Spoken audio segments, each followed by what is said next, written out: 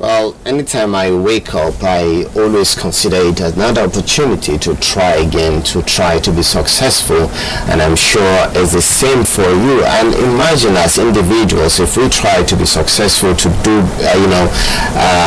better today, what we feel we didn't do, but good, we are not good at yesterday, certainly we will get better as individuals, and that certainly will reflect in the society. And as Nigerians, we will always, try to make that effort to take this country to its desired destination.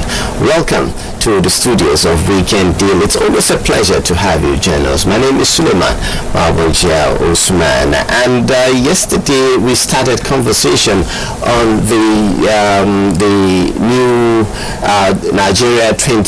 Nigeria Startup Act 2022, which of course has been described as a game changer, most especially for the tech ecosystem. And of course we also delved into startup generally, because SMEs are always from the bedrock of any economy, and today we intend to continue in that direction. We're going to have join us an expert to talk to us further about the startup generally in Nigeria. Welcome once again. Available records, estimate that tech startup in Nigeria is about 4,500 to 6,700, making it the largest in Africa. But the scaling and survival, ability is very low due to some, challenges. But the question is, will the Nigeria Startup Act 2022 change this narrative? Let's take this background report put together by Ayuba Tete. The Nigerian Startup Act was signed into law on the 19th of October 2022 to help solve the challenges that the typical Nigerian entrepreneur faces, with focus on 4 key considerations: capital, regulations, infrastructure, and talent. Startups, however, aren't a new thing in Nigeria, but before now, they faced a lot of uncertainty. It has been reported that startups had a staggering 61% failure rate recorded from 2010 to 2018. Startups have been having problems in Nigeria. There are informations that more than 90% of the startups that actually come up in this country end up not making it past their 1 year. And a lot of reasons have been ascribed for it. Beyond the fact that some of them are overambitious, when they start up, they want to hit the market in the shortest possible time, understanding that before you came into the market, there were other operators, and that they wouldn't give away their space just because you showed up. Beyond that fact is the challenge of financing. There are great ideas somewhere there, but nobody's there to actually bankroll it for them. It's also the idea that we're lacking behind in so many things. We're in the Gen Z age where technology rules the world, and if your youth are actually not involved in it, development in the future might become a challenge for you, if not now. And so many other things, most of them relating to the challenges to which startups are having in this country, has actually led to them actually seeing to the success of this particular act itself, which the president graciously signed last month, October. Startup initiatives across the world have proven to be an integral tool towards achieving entrepreneurial goals and, in extension, invigorating national economy. Same is the intention of the newly signed Nigeria Startup Act. The act itself is basically more like an enabler. It's not as if it created anything really new. It's just providing the enabling environment for the tech ecosystem to be able to function very well in Nigeria. That means that every actor across the value chain of technology, innovations, production, processing, development, even commercializations, have got a platform where they all can relate. And those of them who have got challenges, because you're Rob Minds now, it is possible for you to also begin to address your challenges. So it is an act that is creating an enabling environment. More importantly is the fact that first, it actually established a council, which is more like a clearinghouse, which is the National Council for Digital Innovations and Entrepreneurship, which is actually, that also means that, look, the people it's concerned with are not people who only develop this technology themselves, but people who also processes them, people who commercialize them, people who are involved in the business of it. That's the word entrepreneurship in it. So I may not be an innovator, I may not be the tech industry, but if I am, for instance, an investor who has the money to actually throw into such things for the purpose of having an equity in that business, I'm also being taken into consideration in this particular act. No national policy is perfect or foolproof. Same goes for the Nigeria Startup Act. So what are the challenges that could be faced in the near future, and how can it be steered towards the right path?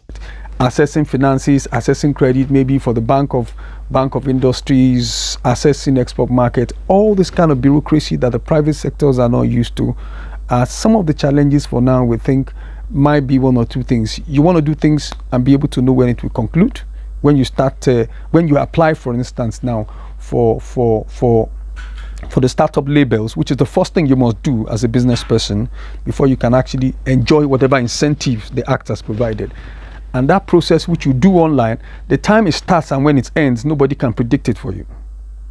And these are some of the challenges. And for business persons, you are conscious of time, that I want to do this in 2 weeks. From here, this is the next thing I want to do. These, I feel, are some of the challenges we might be having at this stage in it. But the rest of them is what you see during implementation before you can begin to say, these are the full challenges we might. But like all policies of government, there will always be hitches along the way. But as we meet them, we begin to tackle them and see how we can refine and improve from feedbacks on them. Weekend Deal today will focus on startups in Nigeria, the prospects and the challenges.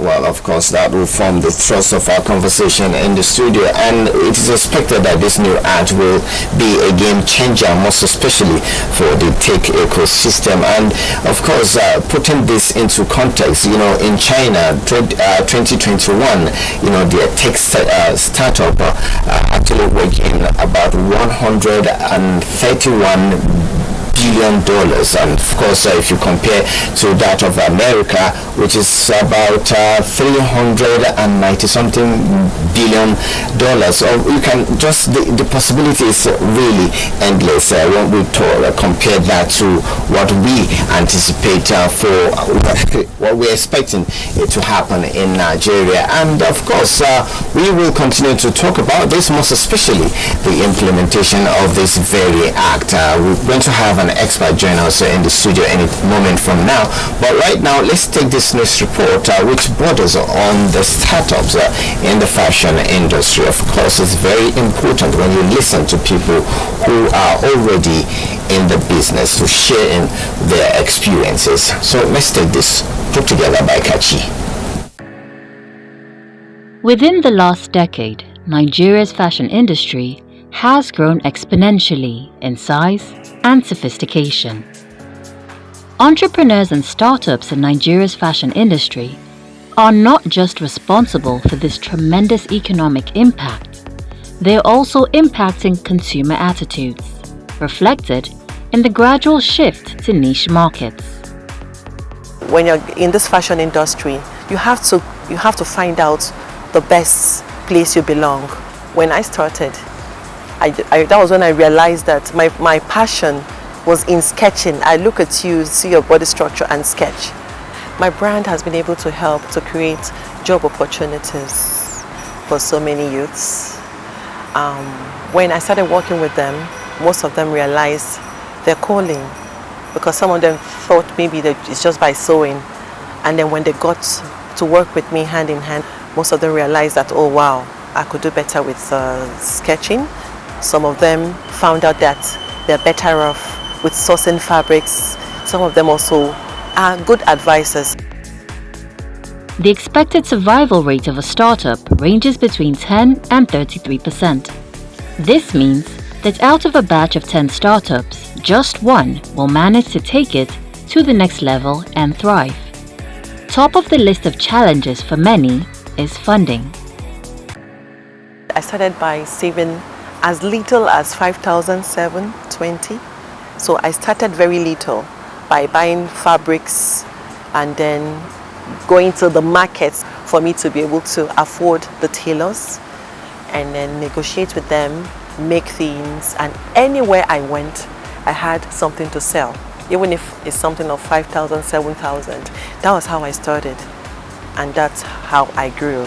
You must have discipline, because the fastest way for you to mishandle your resources that you have saved to be able to start is by thinking you've made profit. Because by the time you go to the market, you buy one or two things and then you sell, you've forgotten that the money you are getting from your clients, you're going to remove your house rent money is there, your electricity money is there, your tailor's money is there, and the fabric. So the little one that is left is actually your profit.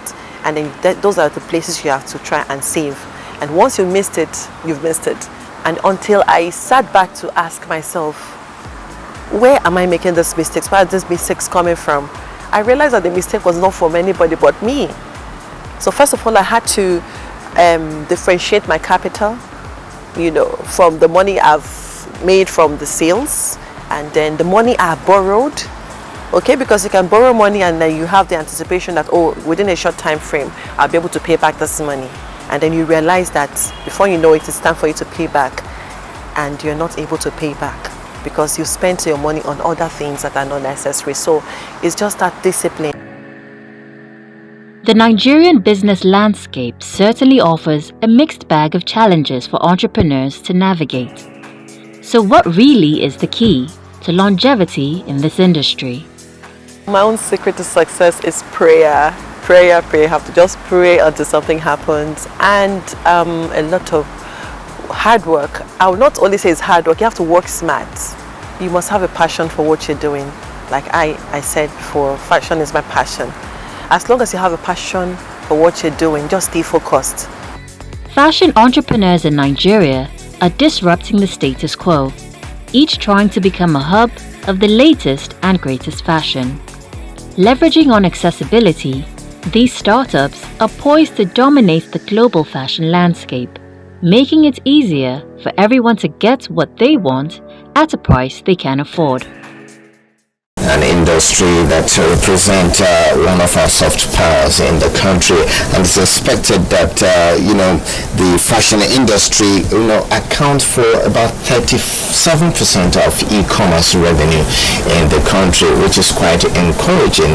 And of course, you heard from our resource person there, you must have that passion to engage in any kind of business that you want to do, because that drives you and ensures success. Of course, you have to learn to work smart. Now, our population is something that some people believe we have not really taken advantage of. So let's take a look at this report put together by Dayola, and after that we will welcome Dr. Binder in our studio. One of the major factors an entrepreneur considers is the size of the market for his or her products or services.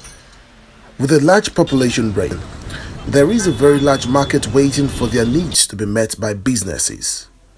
Welcome to Nigeria, presently with a population of over 200 million people, a perfect example of large market for businesses. Anytime we talk about money, we talk about numbers. And when we talk about numbers, we are talking about numbers of customers, because when anybody goes into any business, what translates into money is your customers. So if you can get enough customers to both pay the bills and buy your products, then it's money for you. And you will notice that most tech companies abroad, when they want to enter the African market, they start with Nigeria. what will you sell, and what percentage of people do you need to make you hit your company's target?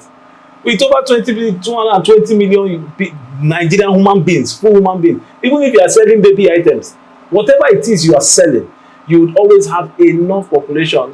Nigeria provides the largest market share for products and services in Africa, hence the most popular investment destination on the continent. According to the 2022 Nigeria Startup Ecosystem Report by the startup-focused company Disrupt Africa, Nigeria is the most popular tech startup investment destination in Africa. The report stated that between 2015 and 2022, tech startups in Nigeria have raised a combined sum of $2.1 billion either to start a new venture or expand their businesses due to large market. The growth in the amount of investment going into Nigeria's fintech sector is astonishing. Many of the major tech startups are majorly owned by foreigners. Nigerians are not taking advantage of the population at all. At all. If you look at most of the companies that have huge market share, in Nigeria, most of them are not Nigerian based. We just have a few, right? But the truth of the matter is we are yet to explore. We are yet to explore the human resource base, the human capital base of the country, and that's true. We are actually not taking advantage of it at all. Despite the clear advantage of population size of Nigeria, which makes it possible for entrepreneurship to thrive naturally, there are some challenges that make business environment hostile, which is slowing down the successes of startups. There was a time some weeks ago where activities in this complex was shut down completely. Why? Because the price of diesel almost doubled. And if the price doubles, it will affect your cost of production. If it affects your cost of production, the price of everything is going to increase. So, and if you look at it, you're going to discover that most businesses will start shutting down. Why? Because they cannot even stay afloat. So, cost of capital, infrastructure, there is instability in the dollar. So that's another problem. The instability of the foreign exchange, and we have so many market prices for the dollar.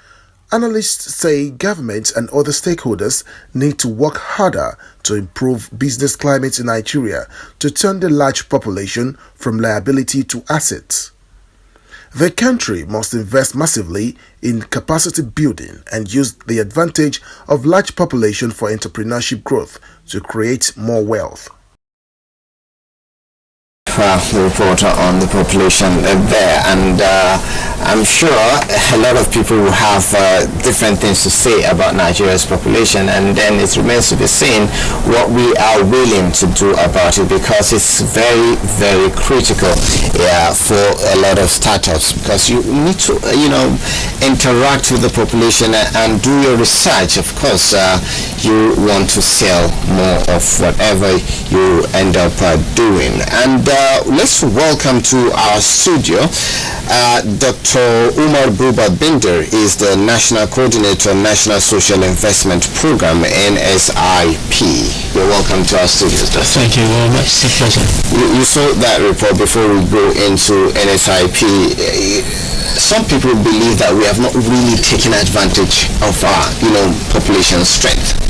I think so. I think taking advantage of the population strength would mean improving the capacity and capability of your young people, ensuring that you create an environment for them to take the opportunities in agriculture, in service provision, in production, in distribution, and that is what creates wealth. That is what creates jobs.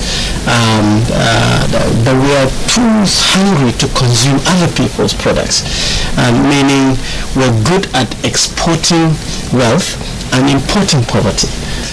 I know there have been, intervention programs in the past, right from the early, beginning. Now we have NSIP, trying to reduce poverty, knowing fully that this administration came with the fact that they really want to create more jobs, reduce poverty, and all of that. How has been the success rate? Well, people like us, you can call us the veteran poverty fighters in this country. I was there at the highest level during the Abuja regime in FIP. I was also a director, a full federal director in NAPEP. I was the director of sports.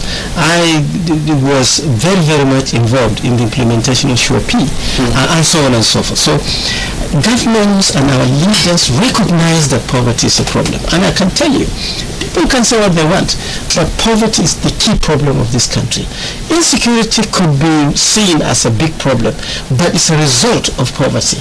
Every other thing can be seen as a problem, but it is the poverty that is the engine room. And this country has to understand that unless we tighten our belts ourselves, invest heavily in fighting this poverty in a consistent and technical manner, all these other things will continue to sprout. So yes, every program will come. I think FIP came, it was very good as far as I'm concerned to date. One of the best approaches to solving poverty in this country was FIP. Very, very good program. Excellent, based on production, limited loan facilities, intensive monitoring, evaluation and impact assessment, but it went off. Why? Because it was stationed in the presidency, and certainly the Abuja, the military system and the civilian system did not quite gel, and therefore it had to go.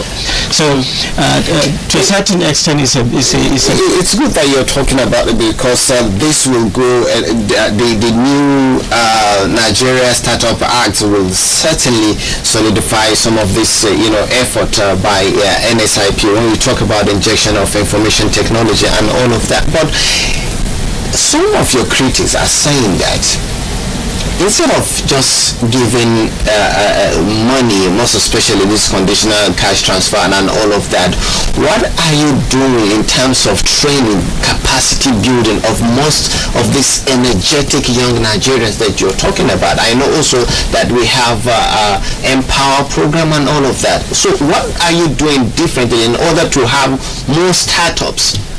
There are young people that have gone to school, up to tertiary institutions, universities, colleges of education, polytechnics, and so on. There are many unemployed. What can you do for them? These people have education. They can quickly change their lifestyles to productivity. So Empower comes in, Empower graduate volunteers. So give them a job on a 30,000 naira stipend per month, but then send them to teach in a school. Sending them to teach in a school, some people will think, oh, this is not useful.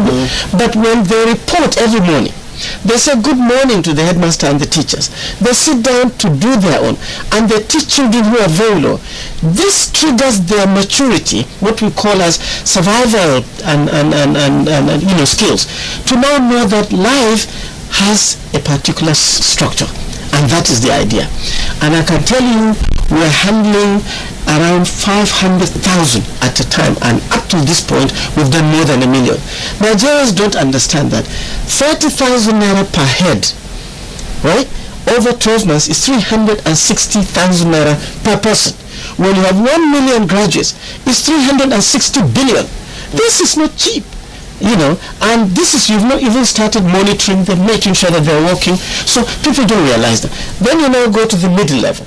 The ones that have gone to secondary school, whether dropped out or whatever, but they couldn't go to tertiary. Now you have the training, skills building in very specialized skills, building the masonry, plumbing and piping, all these, welding and aluminium manufacturing and so on and so on. And by the time all this is done, it's expected that it will add value to the economy. Yes. And I know that most especially for the graduate, I know some of them probably will be thinking of starting up their logistic business. Of course, by the time they're done with the farm produce, you need logistics to move it around. But I know that the Lagos Network Center actually put together this report which focuses on startups in logistics, and after that we will continue to engage Dr. Umar Binder. Stay with us.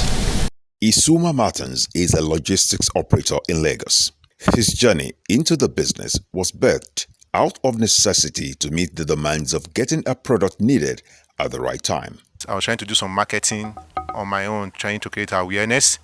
So through some of my contacts I have and some influences I have also. So once they call me that they have some deliveries to do, sometimes I pick it off myself deliver it, use the other means of transportation like the commercial buses to deliver it, while some I will outsource it to other courier company that I know that I can easily call to help me deliver those items. Just like Martins, who has carved a niche for himself, the number of courier and logistics business owners has been on the increase, with a large number of different logistics companies springing up every day, thereby posing the question, what are the necessary requirements to start up a logistics or courier business in the country? Startup, actually, it's easy if you ask me. It's just a matter of you being optimistic. The requirement starts with the brand name. You need to have a brand, a name. You need to have an office location where you can be located, traced, not anywhere, where you can be traced by both customers, by the regulator. You also need to have assets. That's a license, operating license, which is going to be what you get. So you pay for it. There is a licensing fee that is charged. Start a logistic business, I think you need a lot of collaboration, I would say. To be very relevant in the industry, you might need to partner with some international agencies as well. Because at the end of the day, say for example, you want to send something from UK to Nigeria, you will need to have an agent there that's dealing with that client in UK that will process those goods and eventually you receive in Nigeria. Like most other sectors, transportation and logistics are a huge sector that bring both risk and opportunity.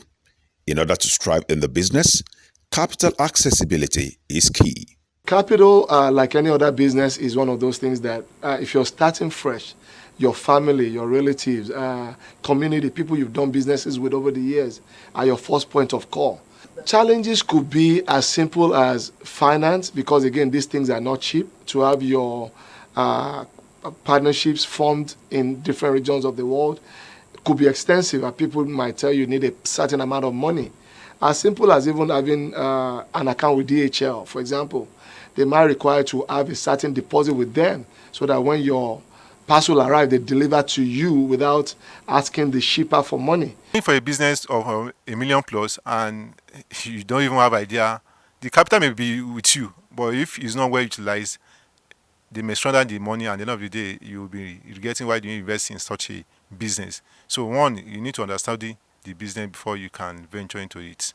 The rise of e-commerce, advancement in technology, and growing trend of buying and selling and other forms of transactions have facilitated the growth of the business. Nevertheless, operators have cried out that poor infrastructure, insecurity, multiple levies, extortion by local government officials, and touts, among others, are some of the pitfalls of the business. Most of those times on the road, you see those touts, the so-called council boys, they didn't even know what is between. There's one that even stopped my bike one day and he was asking for roadworthiness. At the end of the day, the roadworthiness was there, but because he could not read and write what the document is all about. Miscreants, social miscreants, are taking advantage of those who are not licensed. And of course, because they are birds of the same feather, they fall into this net. They can't come to us to cry. So for the licensed one, we take it up with the appropriate quotas and we deal with it. As I'm talking to you, there are some government officials that have been apprehended and we are prosecuting them. The logistic industry contributes a lot to our everyday lives, from the point of purchase to delivery. If adequate attention is paid on it as clamored by operators, it will spur productivity in the entire courier industry and boost the revenue streams of the Nigerian economy. Well, another area that a lot of people can actually consider when talking about starting up a business, and of course we still have with us in the studio Dr. Umar Binde. Now, that is one aspect of startups, and then just coming back to the Empower beneficiary. I know you have some people have actually said that. What is wrong if you assemble, because most of them are graduates, if you assemble them together, give them essential training, and instead of spreading this money, across a period of 1 year, put it all together and hand it over to them so that they can be on their own. Empower literally, based on what these negotiations are saying, generally nationwide, is look at these young people from the bottom to the top at various levels of qualification and exposure to education, pump them up with skills, some of them give them kits, and hopefully they can now take advantage. Now I'm happy to report, based on your question on the impact, many are actually taking advantage of this. But then, so what do you have to show for? Is it that you do your monitoring and to follow up on the success of some of these beneficiaries? You see, most people don't understand the philosophy under the N in the NSIP. It is National Social Investment Program. It is not a federal social investment program. The national means there's direct linkage to the states and the local governments. Everybody has a role to play with this similar sharing of capacity.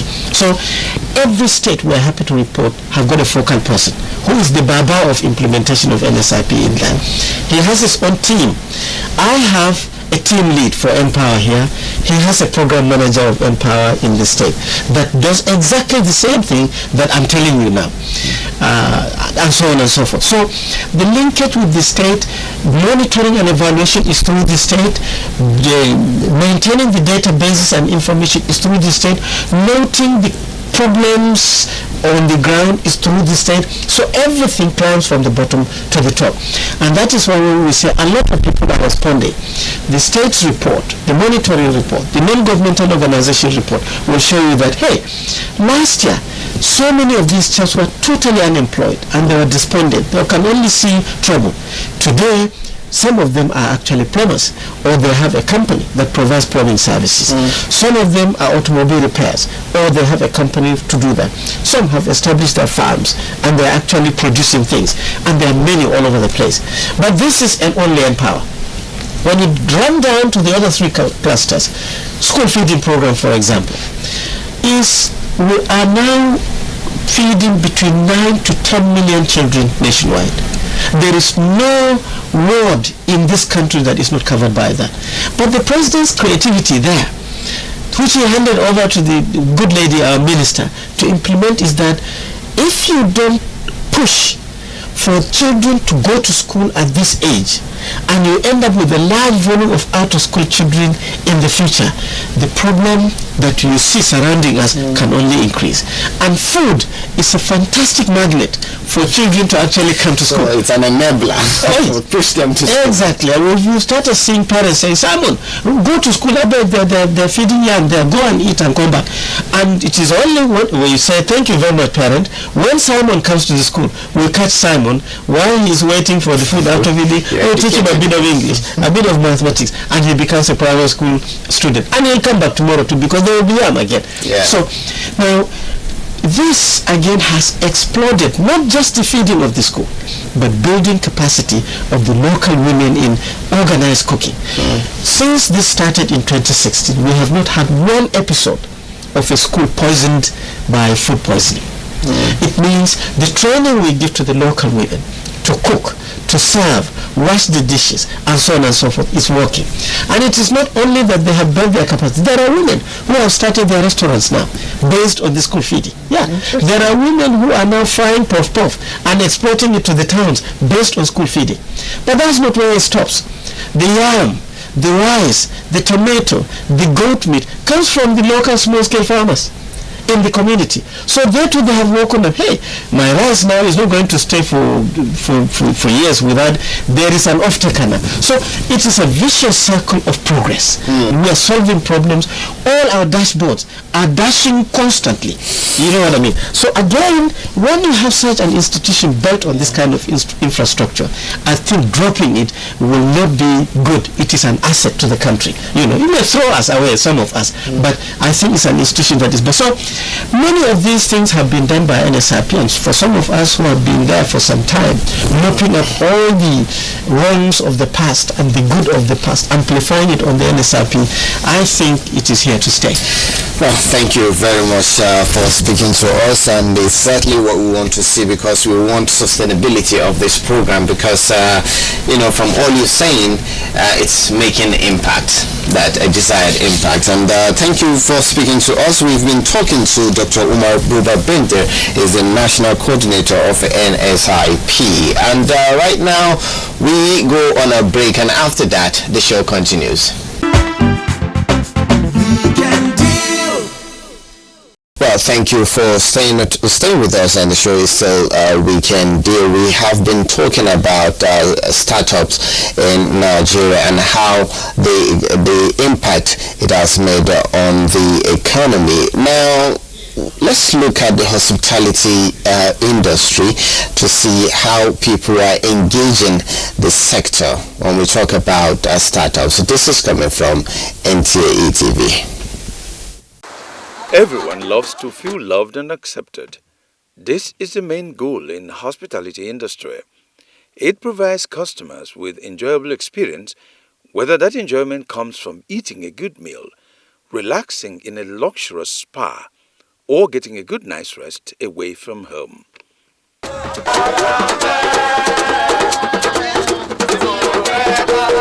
Since hospitality ecosystem embodies several services, it tends to create different avenues for entrepreneurs to invest in. So, what are the different types of business entrepreneurs can engage in? If you take the aviation industry, that's number one. You take hotels, that's number two. You take restaurants, that's number three. You take the amusement parks, 4. You take the resorts. There are several areas of the hospitality industry. And I tell young people, who are out of school and not looking for jobs and can't find jobs, cook, make food. This country can sustain anything, especially with regards to food. Research indicates that hospitality and tourism sector is estimated to have contributed a total of 48.96% revenue between 1981 and 2017 in Nigeria. It has also provided job opportunities for both skilled and semi-skilled workers. It brings in direct foreign investment. It provides employment. A lot of employment, a lot of people work in the hospitality industry. Okay. Now, of course, it provides services, like restaurant service. Now, if you extend the purview of the hospitality industry into music, Nollywood, and all the antecedents, what they contribute, what that particular sector of the economy contributes to the economy is large. And like I said, it can be expanded. Considering the benefits of this industry, which allows entrepreneurs to meet and interact with people on a daily basis, what does it take someone to start up the business, and how can one access capital? As a private entrepreneur, you have to have some savings, and that will form the bulk of what you are doing. And then from savings, you have got that. The banks are there to promote if you have a very good financial to see how you can repay back the money. If you don't have a passion for whatever business that you're going to do, you will not succeed. Now, for the hospitality industry, because it's very peculiar, you first of all have to have a business plan. Making sure each individual guest is taken care of is paramount. However, achieving this can stir up many challenges. So whenever we are talking about a hotel and all that, nobody goes to any hotel that doesn't have light, that doesn't have electricity. So electricity is our biggest challenge. So if you ask me to name one of the biggest things, you would say let the government or the put in for us, I would say let them make this country to have reliable electricity supply. Without it, hotels will not do well, manufacturing will not do well, any production will not do well. And in fact, electricity is life. For you to succeed in this kind of industry, you have to go above and beyond to satisfy your customers. So, again, passion, quality service, being able to go above and beyond, ensuring that your customers are always satisfied. they will come back. Good and satisfying services are the key to success in any hospitality business. Therefore, investing in the service industry, entrepreneurs should aim at providing superior and quality services. Well, thank you for staying with us, and of course we have been expecting our next guest since the beginning of the program. Let's meet him, Davidson Oturu. He's partner technology and innovation at Alex, and also the team lead, the drafting committee for the Nigeria Startup Act. You are welcome to our studios. Thank you, and good morning. Let me say congratulations, because this is one of the fastest bill that has ever been passed into law within the shortest period of time. That's correct. Yes, it's actually one of the fastest. We submitted the first draft to the Ministry of Justice September, October last year. It then went to the Ministry of Communication and Digital Economy, who then approved it, and it went to FEC. Was approved in December. It was transmitted by Mr. President in February this year, and then by May, June, the National Assembly had passed it. So yes, it was one of the fastest, which is a testament to the importance of the Act. Okay, testament to the importance of the Act. Now, what were those gaps that were so obvious that this needed to be speed up? All right, thank you. So if you look at the startup ecosystem, there are a couple of things that makes it thrive, globally.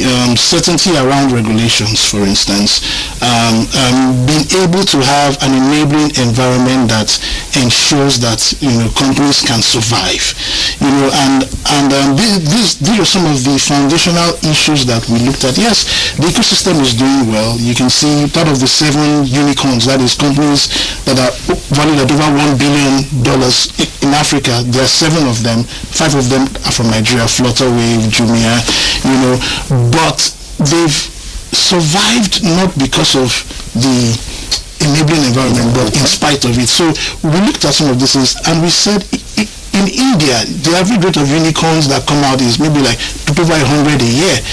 Our population may not be theirs, but it rivals India in a number of aspects. And we said, how about we have, the right sort of framework that would enable our environment to churn out hundreds of thousands of unicorns, which leads to job employment on one side, as well as growth and injection of funds into the economy. Last year, the Nigeria tech ecosystem generated about $1.39 billion US dollars. They raised that, which is a testament, again, because this is private sector guys just bootstrapping and doing a lot of things by themselves in the absence of what we consider as the right framework for that.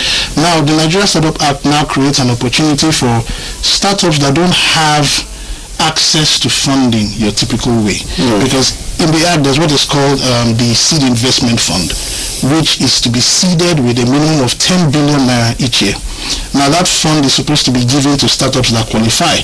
So imagine if you probably have about 100 startups that qualify, and you give them an average of 10, 20 million naira, maybe even 50, 100, depending on their growth pattern, out of that 10 billion, and you track it effectively, because it will be like an incubation process. You track them effectively, give them all the incentives that are required, and ensure that they grow. Think of the number of people that they would employ, number one. Think of the value and the revenue that will be generated. It's estimated that as of last year, the tech ecosystem brought close to 20% of Nigeria's GDP. Imagine what that could happen over the next few years. Interesting, and I know that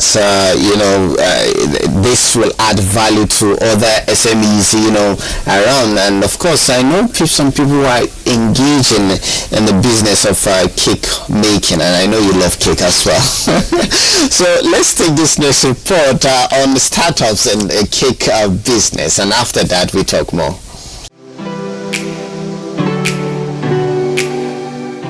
People across the globe love cakes and baked products. This makes cake business lucrative, particularly in Nigeria, where we like celebrations. Chidinma Ogunlade is a banking and finance graduate who has been doing great in her cake business for years. She unveils some tested and trusted secrets that could be of immense help for startups in the industry. For you to be in the business and not just a hobby, you have to keep updating your skills. You need to be top of your game. Be with the trend. Know what's trending. Have a niche for yourself. It is imperative to make the business an entity to gain recognition, among others. You also need to talk about the registration of your business. Are you going to go for a business name, or are you going to go for a business entity like a sole proprietor or limited or whatever? It's quite capital intensive if you really want to be on a big scale, because the equipment are not cheap. But you can always start from where you are. I always tell people that, like when I started, I was doing it like a hobby. What I used to do is, whenever a person places an order for a cake, I didn't have the pans. I will include the cost of the pan in the cake. Every cake order I did, I will see something tangible I'm buying for my business. So that way it looked like, are you really making money from this thing? You may not be seeing me with physical cash then, but I was beginning to get capital. So that practice in my head helped me a lot. And of course, we know there are quite a lot of brands that are flying here and there. If you're able to have the proper structure and know what documentation needs to be in place, whenever these grants come up, you're able to table it and get something from it.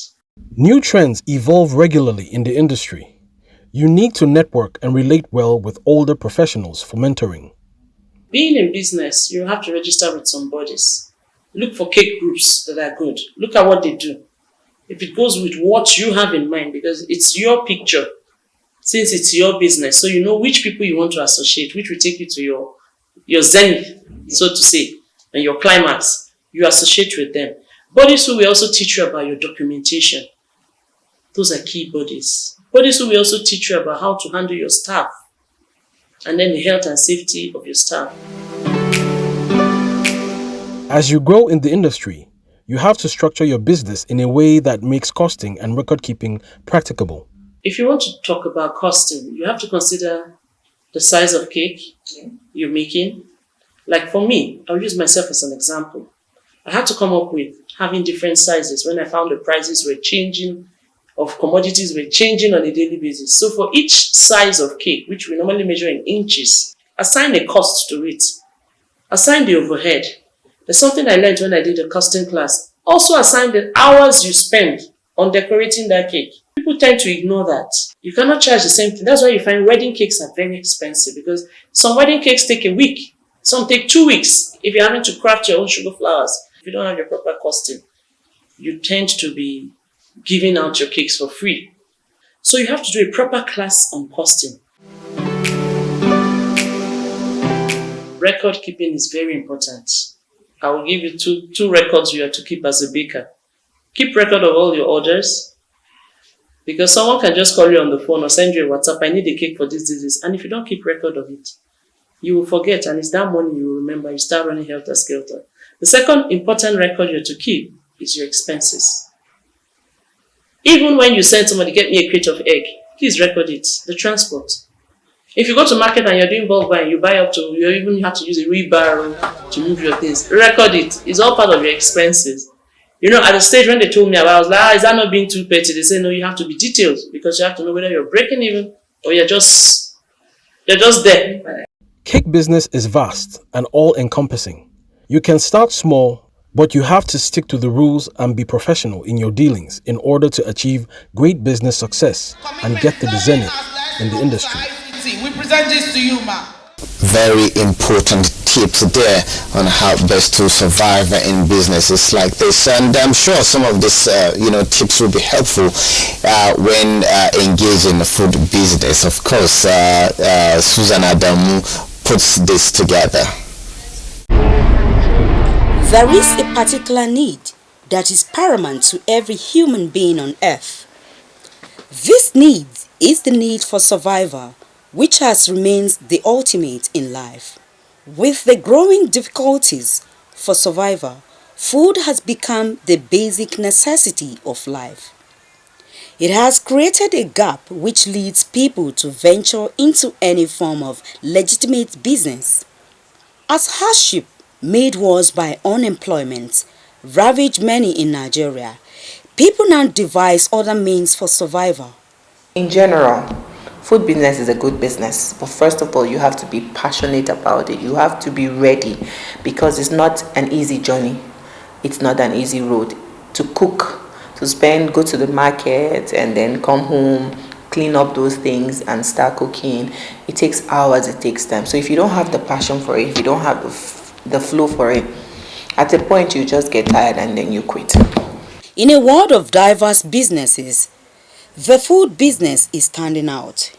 It is taking out a lot of unemployed youth out of the streets, providing them succor, and as a result, many have become successful entrepreneurs. The mode of approach to the food business by this youth is different. Some are engaged in all of its value chain, while others get involved in specific areas. Whatever you have to do, there must be a plan. A plan for the now, in the middle, and for the future. So if you have all that arranged, you'll be successful. But if you're saying, I want to start small church business because Talatu down the road is selling and people are gathering Talatu, then you think that's the one that will pay you. No. Because inside of you, there's something that is potential for you if you have the passion for that food. So like I say, I'm very passionate about my presentation because I love to play with my colors. I don't just cook jollof rice and put in a cooler and say that's jollof. I have to put life into it. Green peppers, yellow peppers, so that by the time this person opens this cooler and see those beautiful colors, why won't he eat? Why won't he buy? Starting a business should not be an independent journey, no matter how it may sound. Finding those who have made it in this business can help set you up for success. So why do they say you have to keep reading? You keep reading till you are old in the grave. So that's the same thing in the food business. If you want to be successful and you want to make it, and for me it's working, is I keep following up people. I keep asking questions. I keep wanting to know. However, this type of business involves planning, patience, making financial decisions, doing market research, and acquiring knowledge. Don't ever start any food business and thinking of how much profit you want to make. The first thing you have to look is, how will the people like to patronize you? What is it that you're doing in that your food business that is making them come back to you? It is extremely difficult to start up a business without capital. It is even harder to have access to capital to enable one start a business. However, lack of funds is one of the biggest challenges that entrepreneurs faced when it comes to starting out a business in Nigeria. While Nigeria has designed a variety of financial programs to support and provide financial capital for citizens, to succeed as an individual in the food business, one needs to invest his time, efforts, commitment, and dedication. Well, thank you very much for sharing your thoughts with us, Mr. Davidson Otu. He's a partner technology and innovation at Alex, also the team lead drafting committee for the Nigeria Startup Act 2022. It's been a pleasure. Thank you for having me. All right, up next we look into the art world and see how that is being done, most especially for those who are in it for the business aspect of it. Let's take this, put together by Uma.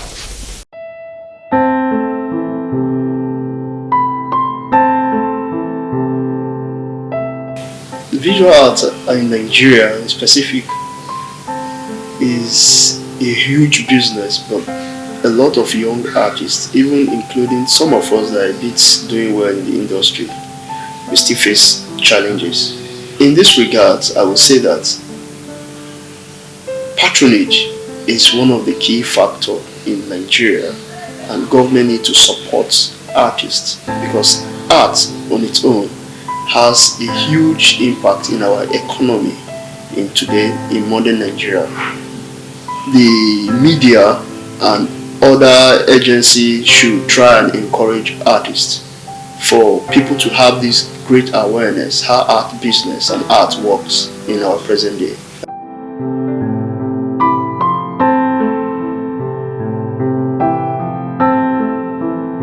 I look at the visual arts as untapped resources that the federal government have not touched. Government need to put more effort into that aspect because it's a kind of a resources that has no boundaries. People all over the world sees it as something they can relate with. It creates tourist attraction. It also helps to boost Nigeria economy if any sales is being made.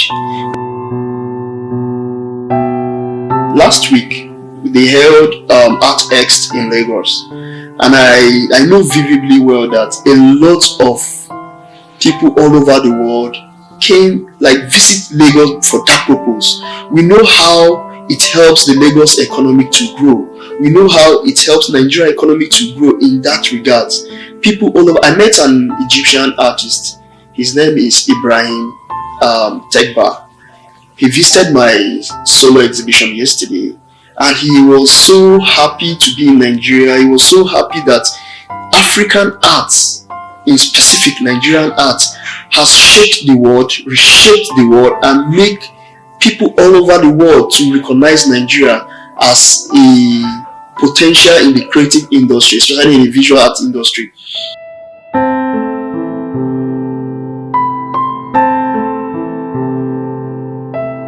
I sell my work through exhibition, through social media, through personal contact with people.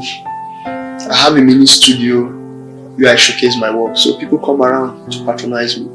And also online marketing is another factor. That's how I make my sales. I have met people from different countries. I've never traveled outside Nigeria to exhibit, but my works have traveled to different parts of the world, from Italy, America, Turkey, several places.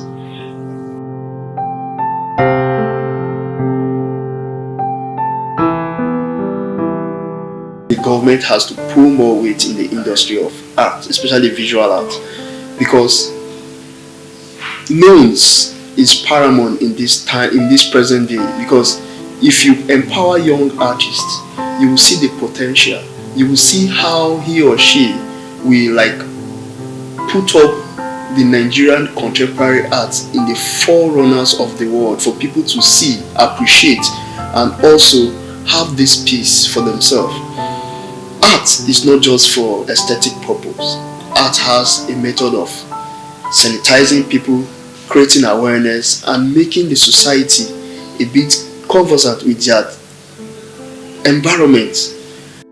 All right, it's been an engaging session on the program today, talking about the Nigeria Startup Act 2022. Of course, the implementation is what a lot of people are saying that should be gotten right. And of course, if that is done, definitely it will be a game changer, most especially for the tech ecosystem in the country. More jobs, more investment, and of course, it will be for the betterment of all, most especially Nigeria. That's how much we can take on the program today. Next week, make it a date with us.